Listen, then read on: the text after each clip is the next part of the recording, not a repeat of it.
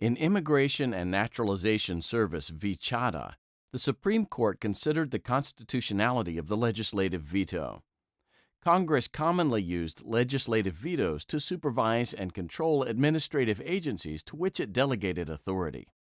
Legislative vetoes allowed either house of Congress to overrule an agency action with a simple majority vote. The House of Representatives exercised a legislative veto in an immigration case involving Chadha. Chadha was an East Indian from Kenya.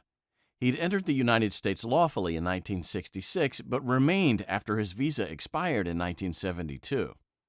An immigration judge ordered that Chadha's deportation be suspended because Chadha met the statutory requirements to stay in the United States.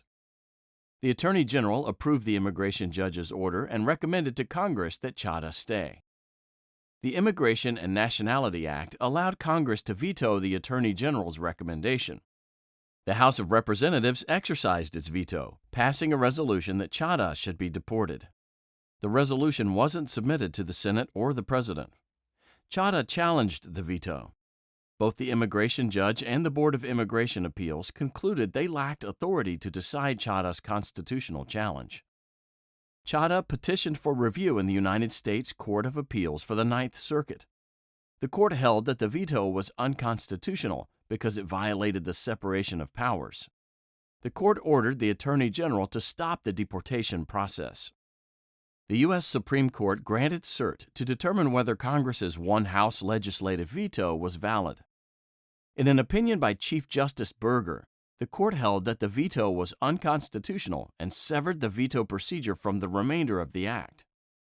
Burger concluded the veto was an exercise of legislative power because it altered the legal rights, duties, and relationships of people outside the legislative branch. Exercises of legislative power are subject to the presentment and bicameral requirements in Article 1 of the Constitution. Legislative vetoes don't meet either.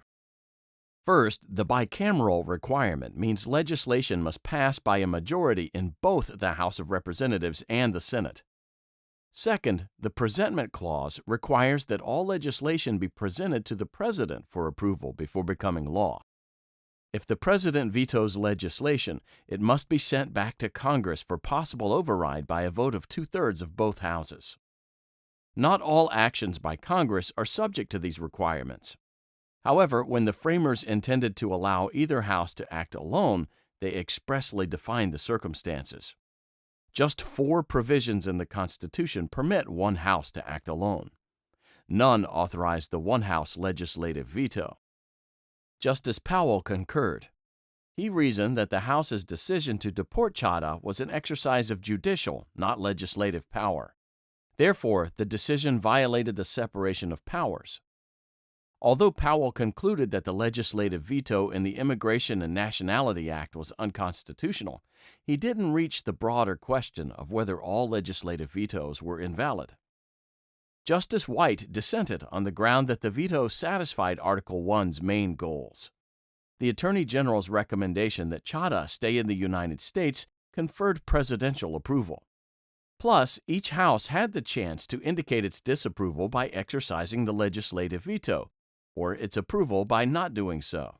In his dissent, Justice Rehnquist argued that the legislative veto wasn't severable from the remainder of the Immigration and Nationality Act. He believed the history of the act suggested that Congress wasn't willing to permit the executive branch alone to suspend deportation decisions. With the Chadha decision, the court made it clear that if Congress desires to act, the action must meet the constitutional requirements of bicameralism and presentment. Ultimately, the decision ended the use of the formal one-house legislative veto.